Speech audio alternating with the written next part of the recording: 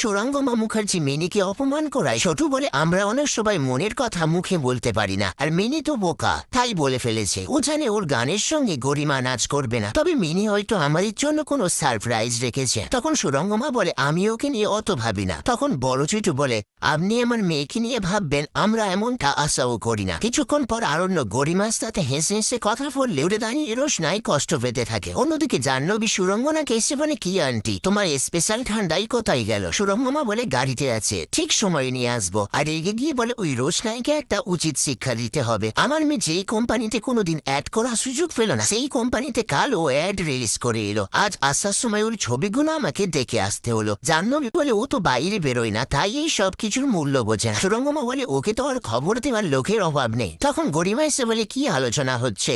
তখন সুরঙ্গমা বলে কিছু না বেটা, আমরা চাই ওই রোশনাইকে যত তাড়াতাড়ি বিয়ে দিয়ে এই বাড়ি থেকে বিদায় করা যায়। পরিমা বলে এই কথাগুলো আজকের দিনে আমি শুনতে চাই না। এই বলে গরিমা চলে গেলে সুরঙ্গনা জাহ্নবীকে বলে আমার মেয়ের মনটা খুবই নরম, বিশেষ করে আরণ্যকে, তাই আমি ওকে এইসব কথা বলি না। তারপর বাড়ির সবাই মিলে ঘুড়ির উৎসবে নাচ গান করতে থাকে। অন্যদিকে দূরে দাঁড়িয়ে রোশনাই কষ্ট পেতে থাকলে আরণ্য নাচ থামিয়ে বলে রোশনাই তুমি না থাকলে আজকের আমি নাচতাম না, আমার এগুলো একদমই ভালো লাগে না। তুমি ভালো থাকার জন্য এদের সবার সাথে আমাকে নাচতে হচ্ছে, কিন্তু এইসব কথা তুমি কোনোদিন বুঝবে না। তুমি তো আমাকে শুধু অপমান করে শান্তি পাও। আমি সবসময় নিজেকে প্রশ্ন করি আমি তোমার জন্য কেন এত ভাবে, কোনো উত্তর পাই না। তখনই গরিমা এসে বলে কি হলো আরণ্য, নাচতে নাচতে থেমে গেলে যে? আরণ্য বলে অ্যাকচুয়ালি তোমার সঙ্গে তো পারফর্ম করছি, তাই একটু নার্ভাস ফিল করছিলাম। গরিমা বলে সত্যিই কি তাই? আরণ্য বলে আবার কি হবে? তখন গরিমা বলে কে জানে তোমার মনে কি চলছে। মিনি আরণ্যকে এসে বলে ছোটদা ভাই আমি কিন্তু গান করব, আর রোশনাই আমার সঙ্গে নাচ করবে।